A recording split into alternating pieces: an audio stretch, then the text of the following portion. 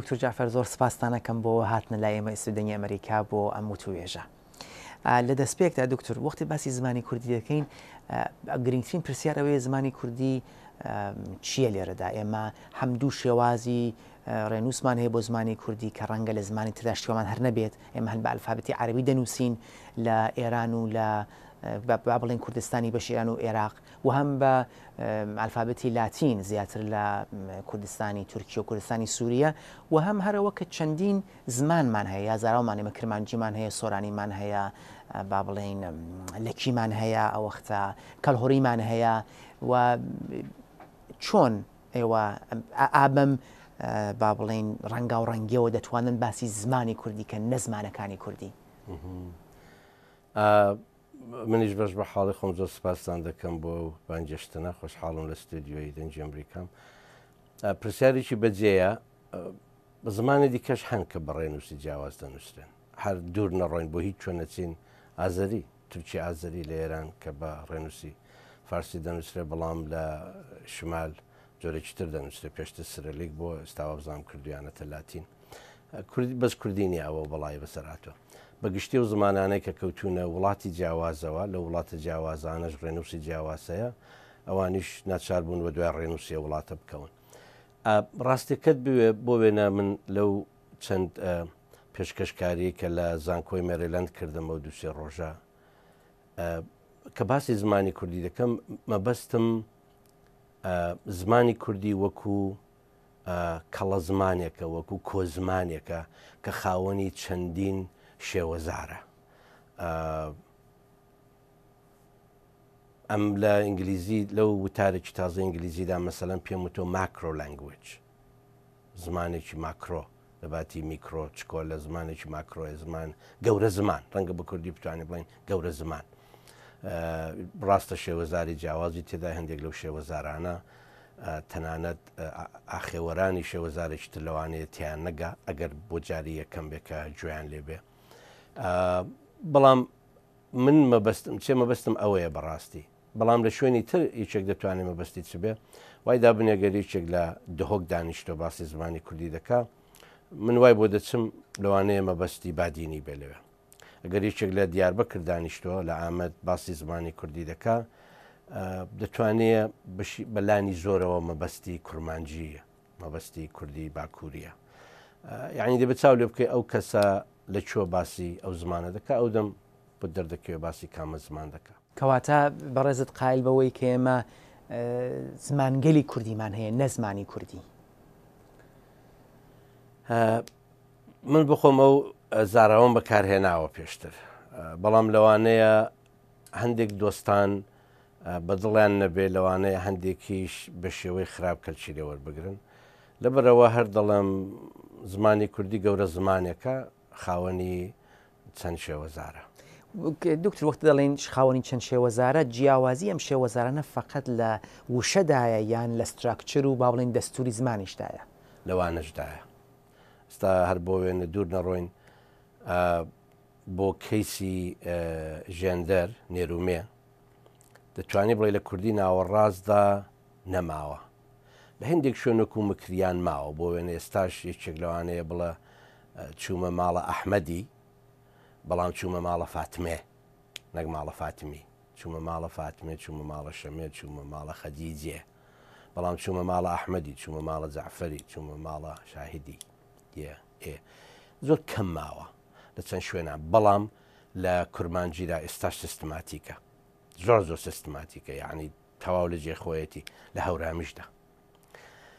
جیاوازەکان زۆرتر لە وشەن، بەڵکو ڕێزمانیشە لە مۆرفۆلۆژیدایە، بۆ وێنێ لە شێوەی گردەوە کۆکردن و کۆکردنەوەی ناوەکاندایە، لە بۆ وێنە لە تێپەڕ و تێنەپەڕدایە، هاتە گرتن، هاتە نویساندن، هاتە خواردن، بەڵام سۆرانی کوردی ناوەڕاست خورا گیرا بەو ڕایە ڕیشەکە و دەگەڵڕا. جیاوازیەکان زۆرترن لەوانە. پاشان ئەوەی کە ئەو زاراوانە بە تایبەت ئەگەر لە وڵاتی جیاوازدا بن، بۆ وێنە لەوانەیە کوردی هەولێر ئاسانتر لە کوردی دهۆک تێبگا، هەتا ئەوەی کە بتوانێت لە کوردێکی بۆ وێنە کرشەهیر یان ماراش تێبگا یان تەنانەتی ئامەد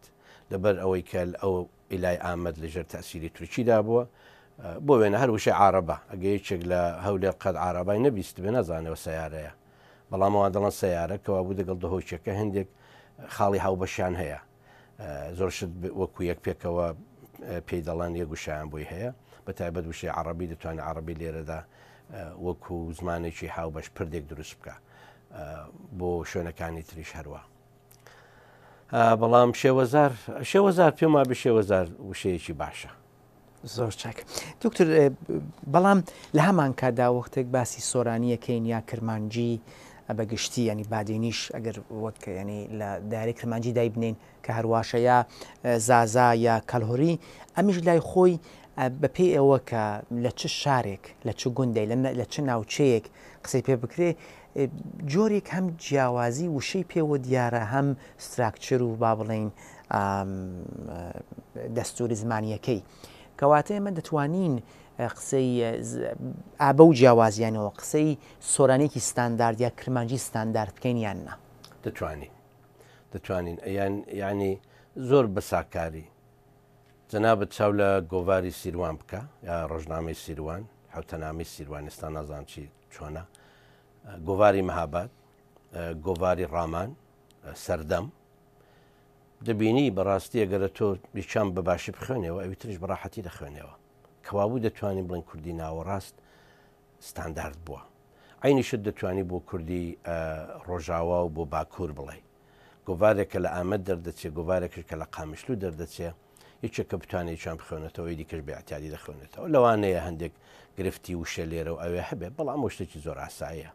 بۆ وێنە ئێستا هەر بەرلەوەی کە توێژەکەمان دەست پێ بکەین باسی وشەی بێبەرامبەرمان کرد کە شتێکە داتاشراوە لە باشوور لەبەرەوەی کە دیارە نەیانزانیوە وشەی خۆڕاییمان هەیە لە کۆمەڵگەی کوردەواریدا کە بەداخەوشانە زۆریم ڕۆژانە لەلایەنەوە کەسانەوە دادەتاشرن کە زمانەکی خۆیان باش نازانن زۆر شاری بوون بەڵام بانێت لەوە دەرچین کەوابوو هەیە ستانداردەیە بەڵام ئەوەی کە جیاوازی هەبێت لە ناوچەی جیاوازدا شتێکی زۆر تەبیعەیە لەو ئەمریکای من و جەنابەت دانیشتوین لەوانەیە خەڵکێکی کە لێرە نەژیا بێیان لە کانەدای کە من لی دەژیم پێوا بێ هەموو کەس وەکو دەنجی ئەمریکا قسە دەکا یا هەموو کەس وەکو سیێنە قسە دەکا وانە ئێستاش لەوانەیە یەکێکی نیویۆرک مەسەلەن بچێتە جنوب لە شارێکی بچووکی جنوبی ئەمریکا بەڕاستی تا چەند دەقیقەیەک لیان تێنەگا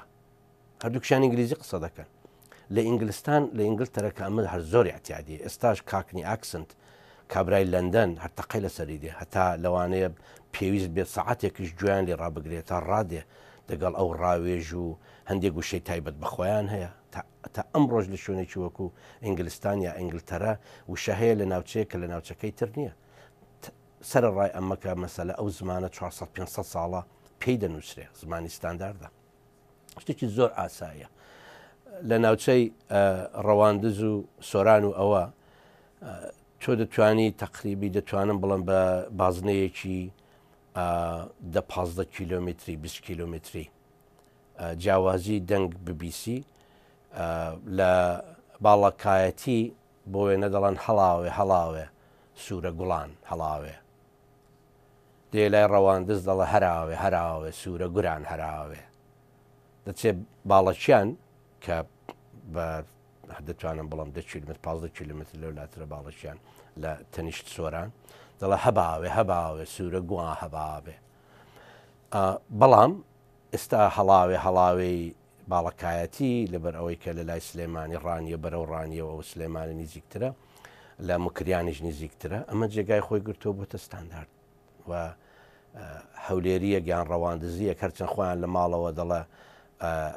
هەراوێ بەڵام کە دەخوێنێت و دەزانێت هەڵاوێ ستاندارد بووە بەڵام ئەمە بەوانە دەڵێن لە زانستی زمانەوانی زمانە ستانداردە گەنجەکان بۆ وێنە باسک یەکێک لەوانەیە وێڵش لەوانەیە ئەوانەی کە ئێستا بەخۆدا هاتوون بریتان ئەوانەی فەڕەنسی کە ئێستا پەشیمان بوونەوە دوای چەند سەدە کە و زمانانیان بۆ خەفە کرد و ئێستا بوژاونەتەوە و دەوڵەت پارەی زۆر دەدا بۆی کە بیان بژێنەوە ئەوانە هەموو کە تازە دەنووسرێنەوە کە تازە ستاندارد کراون تقریبی وەکو کوردین کە ماویانە جارێ بەڵام هەموو زمانێک ئاوە پێگەیشتوە هیچ زمانێک لە ئاسمانەوە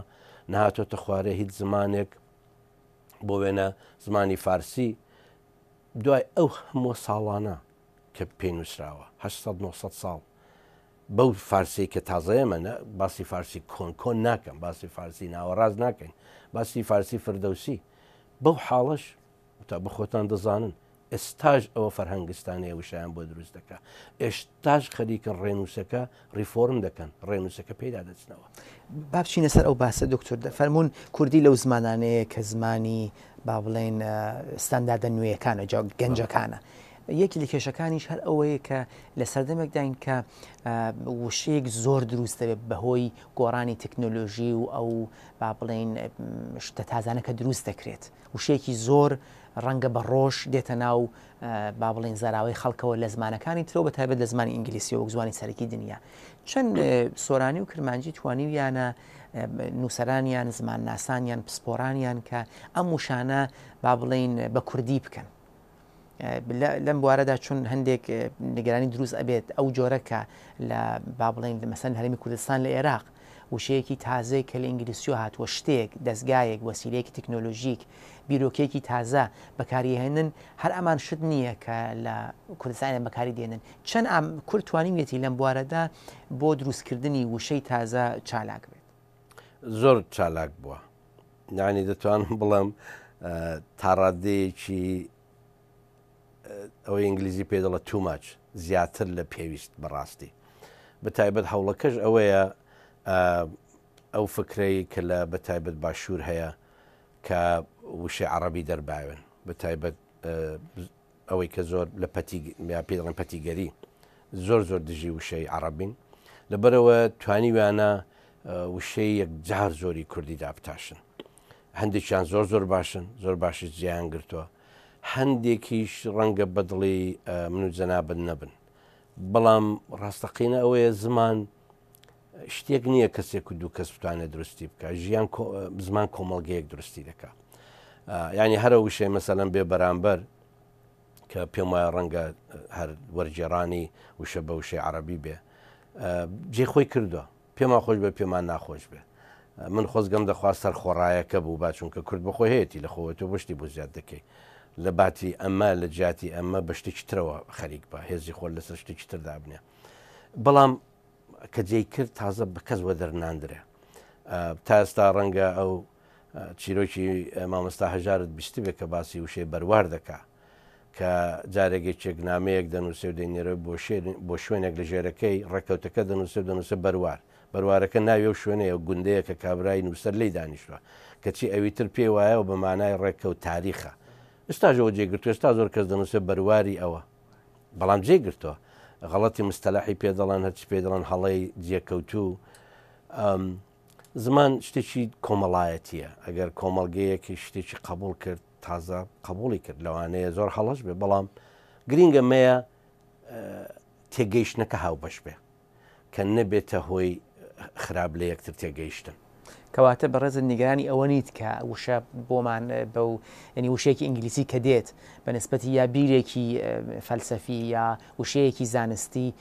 تەنانەت کوردی نەشکرێ بە کوردی هەر ئینگلیسیەکە بێت و کەمێک با بڵێن شێوازی وتنەکەی بگۆڕێت بۆ نیگەرانی کە وشانە لە زمانی کوردیدا جێگیر بێ نا بزانین چۆنە ئێمە بەڕاستی پێویستە شتێکمان لەبیر بێ زمان بەز وشە نییە بۆ وێنە شتێکی بەناوبانجی فارسەکان هەیە عبور و مرورێ وەسایەتە ناقلیە ئەکیدان مەمنوع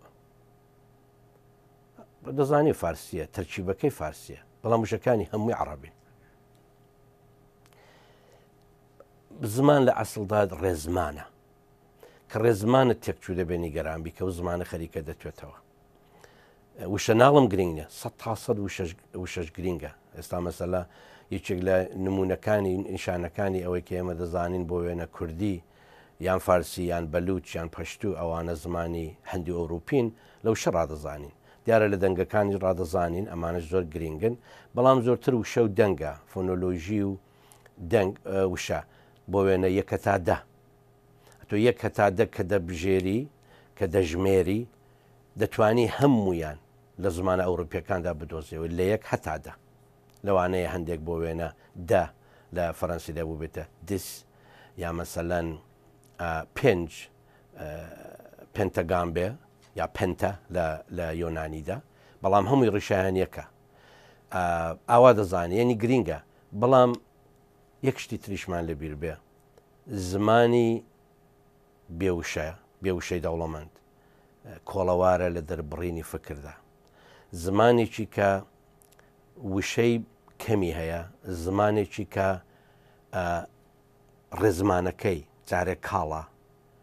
بۆ وێنە ڕستەی ساکاری هەیە ناتوانێت دەرەقەتی ئەوەی نیە ڕستەی ئالۆز پێک بێنێ شکم هەیە کە بتوانێت بیری ئالۆزیش دروست بکە شکم هەیە کە بتوانی بە ئالۆزی بیری لێ بکەیەوە بیری پێ بکەیەوە قوڵ بێەوە لە بابەتەکان بیرکردنەوەی قوڵ زمانی قوڵی دەوێت زمانی ئالۆزی دەوێت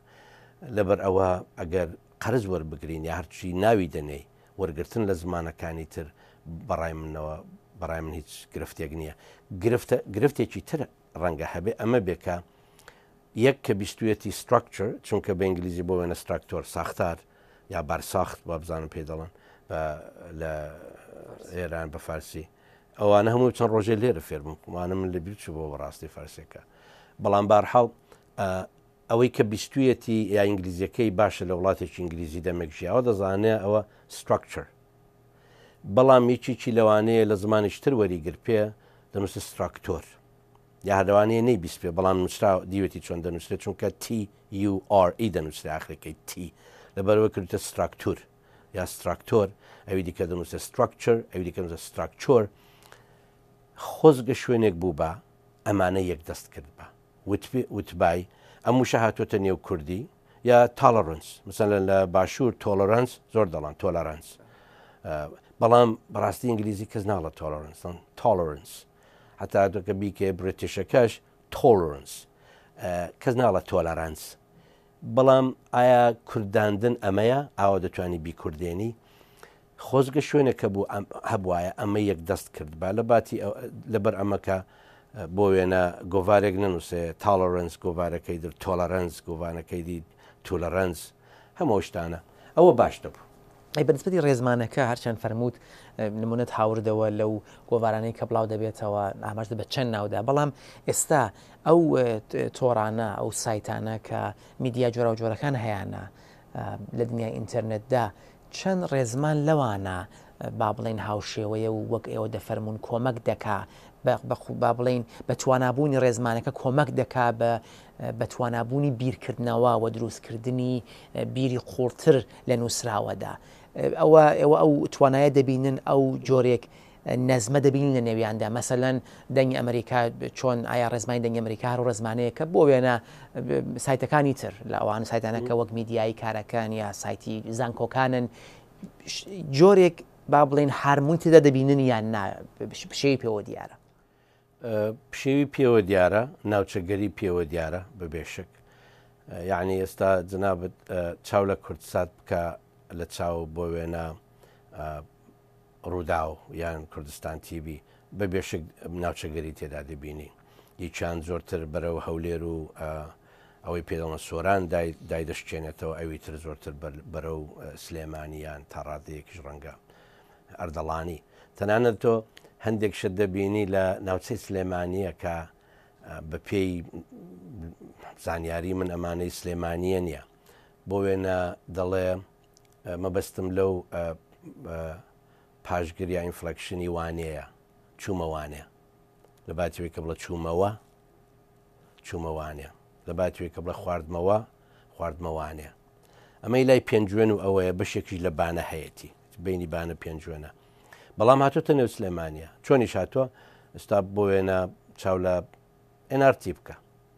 هەتا هینەکە هەیە لە بەرامبەری کە لە بەری بخوێنێتەوە تەواوە ئەوە کوردستانداردا لە نەکاو کە ڕووی کردە میوانەکە و بە خۆی قسەی کرد وانە دێتە دەرە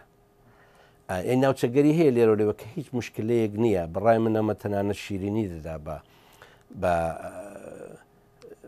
بە کەش و هەواکە نیشان دەدا کە خەڵکەکە هەمووی تێکەڵە لەوەدا بەڵام دیسانیش شوێنێک هەبێ کە ئەمانە یەک دەست بکە بۆنا زۆر باش دەبێت سەبارەت بۆی کە چەندە یارمەتی دەدەن زمانەکە دەوڵەمەند بێ بەڕای من ڕۆژنامەگەری یەکێک لەو شوێنە ئاشکرا و زەقانەیە کە سەیر یارمەتی دەدا نەک ئەوەی کە بە ئەن قەستیش ئەوە وەکو ئەرچی خۆی بزانێ یا مەسەلا بەرپرسیایەتێک بێ پێی سپێردرابێ ناچارە چونکە تۆ وای دابنێ ئەمڕۆ مەسەلا داهێنانێک کراوە لە پزیشکیدا لە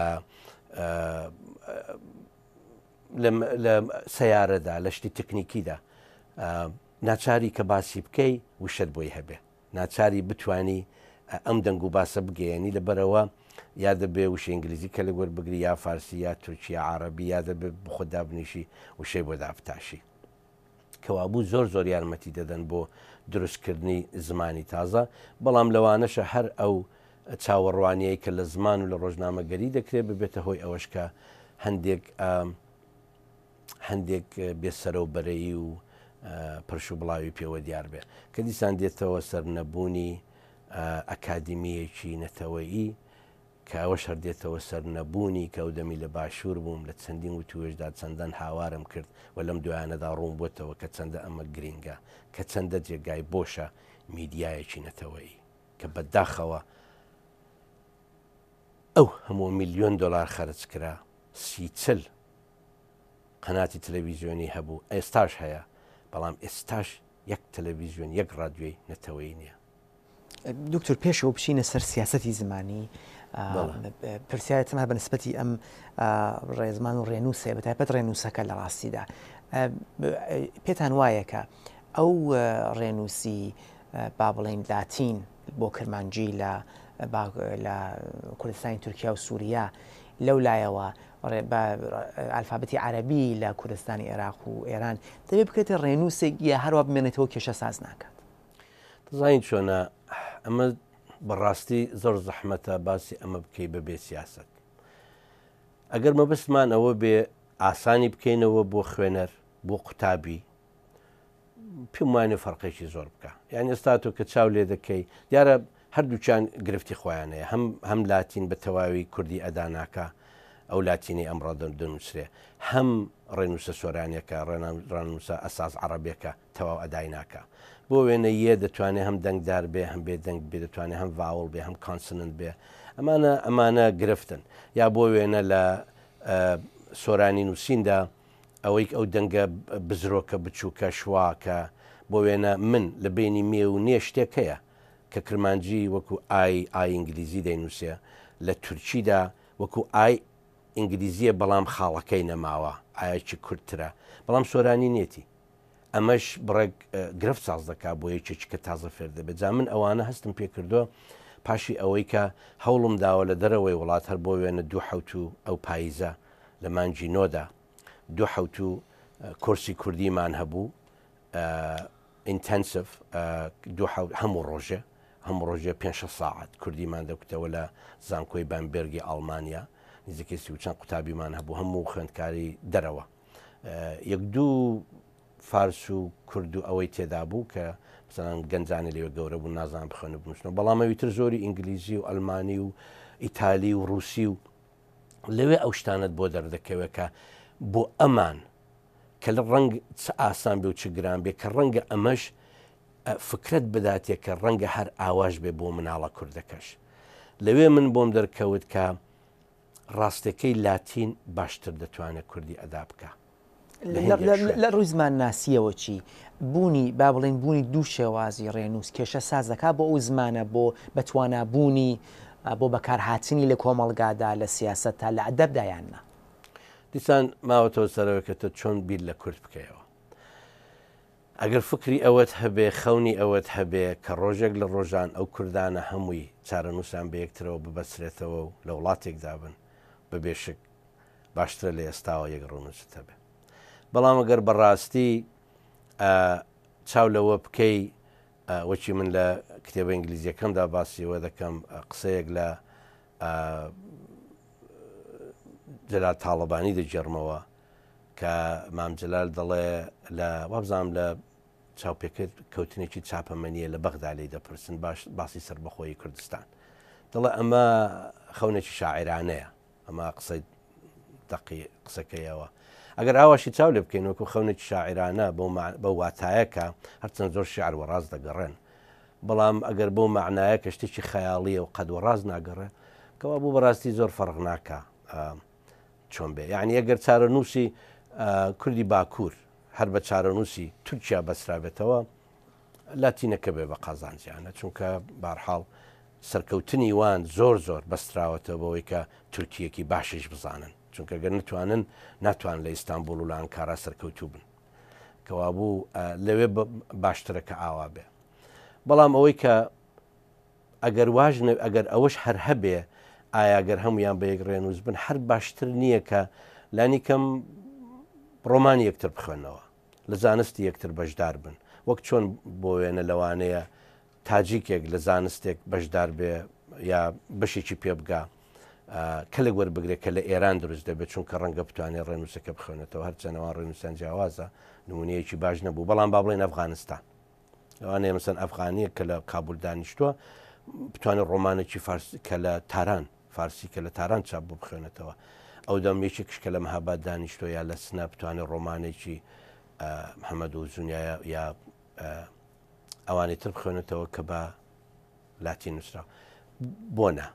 بەڵام چەندە ئەوە دەگونجێ بەڕاستی یعنی ئینسان دەبێ ئێستاوا بیر بکاتەوە چەندە ڕێی تێدەچێ ئەو لیسانسا یان ئەو کارشناسی یان ئەو بەکالۆریایی کە لە زانکۆی سنەدانراوە بۆ زبان و ئەدەبی کوردی دەتوانێت پێمانەیە مشکلەیەک بێکە ڕێنووسەکە بڵێنەوە لە پاڵێەوە بەڵام هەمووی بکاتە ئەوە نازانم چەندە ئەمە دەگونجێ و چەندە ئەمەلیە زۆر دکتور چون کاتمان کەمە بچینە سەر سیاستی زمانیەکە کە ویش گرنگی خۆی هەیە کورد لە چوار وڵات دەژیوە جگە لەو تەجروبەی کە ئێستا لە هەرێمی کوردستان هەیە ساڵانێکی درێژە لە نەوەدەکانەوە و تەجروبەیەکی کوردیش کە دەستی پێکردووە لە ڕۆژاوای کوردستان واتە کوردستانی سووریا ئێمە دەزانین بەشەی لە کێشەکان لە تورکیاوە لە ئێرانە بە درێژایی ئەم مێژووی 100 ساڵەی هاتنی با بڵێن قوتابخانە و پەروەردەی فەرمی و ئیجباری کێشەی زمانی پەروەردەیە ینی بۆ بەوات لە ئێراندا زمانی فەرمی فارسیە لە تورکیا لە سووریا عەرەبی بۆ عێراق دیارە هەمیشە جیاوازی پێوە دیار بووە باسی سیاڵتە بە تایبەت دەکەین و ئەمە کێشەی ساز کردووە کە منداڵ نەیتوانیمە بە زمان دایکی خۆی بخوێنێت بە نسبەتی ئەگەر بکرێ بە زۆر بە کورتی بە نسبەتی کاریگەری ئەم سیاسەتە زمانیە لەسەر هزری کوردی و توانایی کورد لە تورکیا و ئێران قسێک بکەی جاچینە سەرەوە کە خۆمان بەکۆک تەجروبەی هەرێمی کوردستان لە عێراق چەند کێشەمان لەو بوارەوە بووە من بڕام بەوە هەیە بەپی ئەو هەموو لێ کۆڵینەوانێک کە تا ئێستا لە ڕۆژاوا کراون بە تایبەت لە وڵاتێکی چەند زمانێ وەکو کەنەدا هەموو منداڵێک مافی خۆیەتی کە کۆمەڵگەکەی بی هەوێ بە زمانی خۆی بخوێنێ نەک زمانی خۆی بخوێنێ بە زمانەکەی خۆی بخوێنێ لە ڕاستیدا ئەگەر وشیار نەبین زمانی خۆ خوێندن بە قسەی جیم کامنز کە بەدەیان کتێبی لەسەر خوێندن بە چەند زمان و مافی زمانی وشتانە نووسیوە بە زمانی خۆ خوێندن یان سەربەزبوون کە زمانی خۆت بخوێنی بەڵام پێی نەخوێنی ئاسانتر دەتوێنێتەوە بەبێ دەنگتر دەتوێنێتەوە ئەو پێی دەڵێت تواننەوەی دیموکراتانە واتە ئەمە ئاسانترە بۆ زۆر سیستەمان کە خەڵک بتوێنەوە هەتا ئەوەی کە وەکو سەردەمانێک لە تورکیا زمانەکە بە تەواوی قەدەغە بکەن چونکە بە تەواوی قەدەغەت کرد تۆ خەریکی خۆتدا دەسە پێێنی خەڵکەکەش پێی خۆش نابێ و بزوتنەوەی جیاوازی خوازی و هەرچی ناوی دەنەی ساز دەبێ و لانی کەم بە هەر حاڵ تووڕێی دەکەی بەڵام کە بڕێک ڕێگات پێ بدا بڕێک ڕێگات پێدا ئاسانتر دەبێ کامنز لە وتوێژێکدا باسیەوەی دەکات دەڵێت تۆگە بۆقێک لە نێو ئاوێکی گەرم باوێ دەردەپەڕە تااقەتی نایانێ بەڵام لە ئاوێکی ساردی باوێ وردەوردە دەوێت دادەیکوژی بەبێەوەی کە بەخۆی پێ بزانە ئەوە ئەگەر وشیار نەبین قەدەغە نەکردنی زمانێک یان هەرەوە کە ڕێگا بدەی بڵێ با کەرچی لێ وەربگرن پێی دەنووسن پێی بنووسن پێی چاپ دەکەن چاپ بکەن ئەوە ڕەنگە بۆق لە نێو ئاوە سارد هاویشتەکە بێ بەنسبەتی ئەو تەجروبە کە لە هەرێمی کوردستان کراوە لە عێراقدا چی لەوێ دەزانین کە میدیاکان بە زۆری بە دوو زاراوەی هەم کرمانجی باتە بادینی هەم سۆرانی یا زاراوەی جنوب با بڵێن هەواڵ و راپۆرت و ئەمانەیان کردووە لە قوتابخانەکان بەڕێزت لەوێ لە زانکۆ بووی چەند ساڵەوانە دووتوەتەوە لە قوتابخانەکە و زانکۆکانیش وەک من بزانم تیشک زیاتر خراوەتە سەر سۆرانی بەڵام هەورامی بە گشتی خراوەتە کە با بڵێن پاراوێزەوە و هیچ بایەخێکی پێ نەدراوە ئەمە هەرەوشێ ئەو با بڵێن پاراوێزخستنی هەورامی لە هەرێمی کوردستان هەر هەمان شێوە پاراوێزخستنی کوردی نییە لە عێراق و لە تورکیە و لە ئێران تا ڕادەیەکی زۆر ینی ئێستا لەوانەیە یەکێک بڵە بەڵام هەورامی هیچ کات قەدەغە نەکراوە لە کوردستانی باشوور کوردیش لە ئێران قەت قەدەغە نەکراوە لانی کەم لە سەردەمی محەممەد ڕەزا شا پەهلەوی دوو هەمەوە زەختی زۆر لەسەر بووە بەڵام و زەختان لەسەر هەورامیشن ئێستاتەوە بۆ وێنە کتێب بە هەورامی چاپکەی چەندە حکوومەتی باشوور یارمەتی دەدا یا بڵێ فرگە دەکەمەوە بە هەورامی یا بڵێ مناڵی هەورامی با بە هەورامی بخوێن تا ئێستا ئێمە ئاگامان لێیە چەند جار داواکاری پڕکراوەتەوە پێشکەش کراوە بە پارلەمانی کوردستان بە حکوومەتی هەرێم کە ڕێگا بدەن مناڵی ناوچەی هەورامان بە هەورامی بخوێنێ بەڵام جوابیان نەبووە ئەوە کە بۆچی بادینان توانی لەوەدا بیباتەوە بەڕاستی بادینان خۆی داسەپاند یعنی کە بۆ جاری یەکەم داوایان کرد حکوومەتی هەرێم ئەسقەدا جاری یەکەم کە داوایان کرد وابزانم لایەنی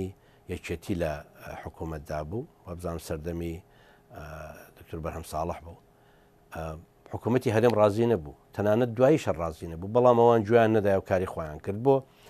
لەبەر ئەوەی کە بەرحاڵ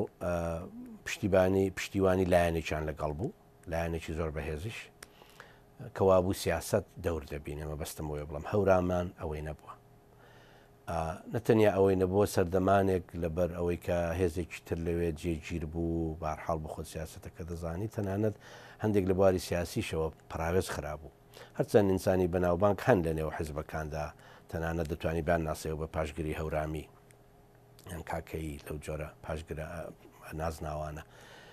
پاشان جەماوەریان زۆر کەمترە لە ناوچێ بادینان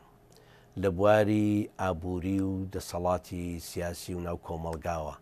دەگەڵ بادینانیان پێ ناکرێت وەکوان بەهێز نین پاشان بادینان پشتیوانیەکی گەورەی کورمانجی باکووری هەیە یعنی لەو چەند ساڵانەی دواییدا هاوکاریەکی زۆر نزیکە بۆ لە نێوان ئامەد و دهۆک هەم بۆ مامۆستا گۆڕینەوە ئەوە هەم بۆ هاتوچۆکردن لە یەکتر فێربوون بۆ نووسین بۆ ڕێنووس زۆر شتی کە بە کورمانجی باکووری نووسراوە تەرجمە بۆتەوە بە ڕێنووسی عەرەبی بە بۆ بادینی هەروەها بەو شێوەی دیکە هەورامی ئەوەی نەبووە هەورامی ڕۆژهەڵات هەروەکو هەورامی ئەو دی و هەر فێرگەیان نەبووە هەر ئەو ڕێنووس و شتیان نەبووە کەس خۆی پێوە مادوو نەکردوون چەند ڕۆژاوایی هەندێک خەریکی هەندێک کار بوون بەڵام ئەوە تازە خەریکە کتێبێکی یەکی سەرەتایی دەرچووە لە دیارە ڕۆژهەڵاتیەکان کردویانە بەڵام لەو دیوی شەر هەیە پاشان ئەوەندی من ئاگادار بم یەکێک لەو ڕێکخراوە گەورانەی کە زمانە ژێرمەترسیەکان دەپارێزێ بە واتایە کە دەچێ و فۆنۆلۆژیان دەنووسێتەوە و سنتاکس و ڕێزمانیان دەنووسێتەوە و پاشان چیرۆکیان کۆ دەکاتەوە و چیرۆکی خەڵکی بە تایبەت بە تەمەن لەیان تۆمار دەکا ئەمانە هەمووی دەپارێزرێن ئێستا تقریبی 2 ساڵەکە ڕێکخراوەیەک لەوێ ئێستا بە وەزع ئێستا نازانم هەر درێژە بەکاریان دەدا بەڵام ئاگادار بوون کە لەوێ بوون کەواتە دکتۆر جعفەر ئەو شتەی کە یونسکۆ دەڵێت بە زمانەکانی لە خەتەری مردندا و بە نسبەتی ئێران لە ئەو با بڵێن خەریتەی کە یونسکۆ بڵای کردوێتەوە ئاخرڕا پێم وابێت 2012 من ئابدەیتی 2012کەیم دیوە تازەکراوەتەوە هەورامی یەک لەو زوانانەیە کە لە ئێراندا دەڵێت خەریکە دەمرێت کەواتە سیاسەتی دەسەڵاتی کوردی بە نسبەتی زمان سیاسەت زمانیەکەی لە هەرێمی کوردستاندا خزمەتێکی بەوە نەکردووە کە وەک زمان بە یونسکۆ دەڵێت زمان بەشێک لە میراتی کولتوری مرۆڤە خەریکە بەشێک لە میراتی کولتوری مرۆڤ بەشێک لە میراتی کولتوری کورد بەهۆی ئەو سیاسە زمانیەوە دەمرێت. بەڵە بەداخەوە ئەو فکرەی یەک نەتەوە یەک زمان کە ئاوەکەی فەرانسە و ئینگلتەرە ڕشتیان وەختی خۆی پاشان ڕزاشای پەهلەوی و ئەتا تورکی تورکیە و کێوە دوای کەوتن عینی سیاستیان ڕەچاو کرد بەداخەوە لە باشووریش هەر عینی سیاست ڕەچاو کراوە یا توانی وانە بیکەن هەرچەند بادینان مقاومەی کرد ملی نەدا بەڵام فکرە و بۆچوون و ئایدۆلۆژی ناسیۆنالیستی کوردی ناوەڕاستی باڵادەست دەی هەویست ئەو کارە بکە ڕەنگە ئێستاژ وەکو فکرە هەرمابێتی وە ڕۆشنبیر و زمان ناسیشان لەگەڵا بەبێشک زۆر بەناوبانگ کە دەبیرتە ئەو 53 کەسە بەناوبانگە کە دوایە یەکی لێ دەرکەبەوە بە 52 بەبێشک ناوی زۆر گەورەی تێدا چۆن لانی کەم لەو ناوچەیەدا. دکتۆر ئەم چی دەتوانین بکەین با بڵێن ڕۆشنبیر و زمان ناس چی دەتوانێت بکات بۆ ئەوە کە ئەو مەترسێ دوور بخاتەوە جگەلەوە کە دەسەڵات چی بدەێت دەفەرمونون کە سنتەرێکەیە کە هەوڵ دەدا ئەو داتانە کۆ بکاتەوە بەڵام جگەلەوە پێتان وایە کە نووسەر و ڕۆشنبیر چی بێ دەکرێت هەندێک شتی تر دەکرێت بۆ وێنێ ئێستا من هەندێک هاوکاریم هەیە لەگەڵ هاوکارێکی خۆم بە ڕێزێک کە خەریکە ئەتلەسی زمانی یان نەخشەی زمانی زمانەکانی ئێران دەچێشێتەوە بەس ئەو لەبەر ئەوەی کە و یارمەتی کە وەریگرتەوە لە یەک دوو مؤسسەی ئەمریکایی کە زۆرتر دەخەمی فەرهەنگ و کولتوری ئێراندان و ئەوە بەرحاڵ ئەو تەمای گرتووە بۆ خۆشی شارەزایەکەی لە ئێراندایە چونکە شارەزای چەند زمانی ئێرانیە تەمای گرتووە لەسەروێ بێنەک پرۆژه هەیە بۆ داهاتوو بۆ وێنە بچینە کوردستانی باشوور باکوورەوانە بەڵام بۆ ئێران بۆ وێنەوە شتێکی باشە پرۆژەکە ئەمەیە کە دەتوانی وبسایتێک بچی ماڵپەڕێک iranatlas.com بچی لەوێ ئەو شوێنانێک کە تەواو بوون دەتوانی قرتەیەکی لێبێنی لە مشکەکەت ی کامپیوتەرەکەت چاو لێ بکەی بۆ وێنە نووسراوە سەوڵاوە بۆ وێنەی منتیقەی با بڵێن سەقز بێت پاشان سەڵاوی مەریوان چەند خەڵکی لێیە بە گوندەکە خۆیان دەڵێن خۆیان چی پێ دەڵێن دەوڵەتی ئێران بە شێوەی ڕسمی چی پێ دەڵێ پاشان بە زمانەکان دەڵێن چی بەو شێوەی قسە دەکەن گوگل چی پێ دەڵێ دەوڵەتی ئێران چی پێ دەڵێ ئاگاداری زۆر هەتا ئەوەی کە پلانی هەنگاوی دووهەم ئەمەیە کە بۆ وێنە بتوانی شتێک قرتەیەک لێ بێنی یەکێک خەڵکی سەوڵاوە قسە بکە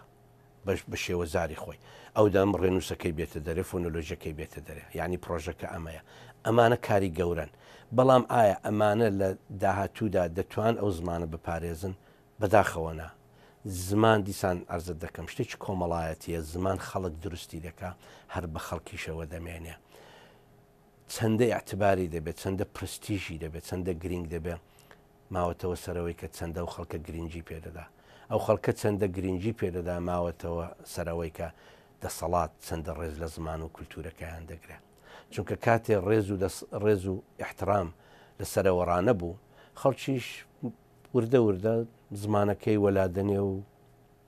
بەرەو زمانێک دەچێکە پرستیژی هەیە کە پارەی تێدایە سیاسەتی چەند زمانی ئەوە کە پەروەردە و دەسەڵات و دەستگای ئیداری و دەستگای دادوەری بە چەند زمان کار بکە کە بۆ وێنە لە کەنەدا کەوتە دەژین هەیە لە سوئیس هەیە لە بلژیکەیە لانی کەم لە 50 وڵاتی دنیا لانی کەم هەیە سیاستی چەند زمانی لە دوو بەرەو سەر زمان چەند بەوە هیوادارن کە جگە لەم کێشە و کێشە سیاسیانە کە ئێستا هەرێمی کوردستان تووشێتی چون ئێران و تورکیا چاوەڕانیەوە ناکەین شتێ ڕوودا و ڕۆژ ئاواش جارێک ئێشتا ئەونا ڕوون نییە ڕۆژاوای کوردستان سووریە کوردستانی سووریە کە بە چ ئاقارێک دەڕوە بەڵام لە هەرێمی کوردستان ئەگەرم کێشە سیاسیانەوە بێت چەند هیوادارن ئەو کارانە کە کراوە لەوانەیە کتێوتان لایە کە سەبارەت بە سیاسی چەند زمانی نووسرا و تیشخسە سەر زیانەکانی ئەوە کە زمانەکان بخرە پەراوێزەوە چەند بەوە هیوادارن کە لە کوردستانی عێراقدا بەرەو ئەو با بڵێن بژاردەیان هەبێ کە بە گشتی سیستمی پەروەردەکەن بە سیستمێکی چەند زمانە دەمێکە زۆر کەس وەکو من هاواری ئەوە دەکەن بەڵام چەندە بە گشتی زمان و پەروەردە گرینگە لە باشوور پێمانێ زۆر گرنگ بێ. هەندێک کەس هەن، هەندێک زانکۆ هەن زۆر بەلایەنەوە گرینگە، زۆری زەحمەت دەچێشن، زۆر هەوڵ دەدەن، بەڵام بەداخەوە کەمینەن. ئەمانە یعنی ڕۆشنگەریەکی زۆر پێویست، زۆر گەورە دەبێ بێتە ئاراوە، بەداخەوە نەکراوە. دەزانی هەندێک کردەوە هەن زۆر زۆر بچووکن بڕواڵات، بەڵام زۆر زۆر بناغەیی و گرنگ و ئەساسین. یعنی بەبێ ئەوان تۆ هەر باڵەخانەیەک دروست بکەی بە فوویەک دەڕوخێ، چونکە بناغەکەت هەونێ. لە هەندێک مەڵبەندی بە تایبەت هەندێک مەڵبەندی باشووری کوردستان قسەی زەلام زۆر دەکرێ، قسەی ڕۆشنبیرانە، بەڕواڵەت ڕۆشنبیرانە، وشە و زاراوەی فوکۆیی و نازانم دەریدایی و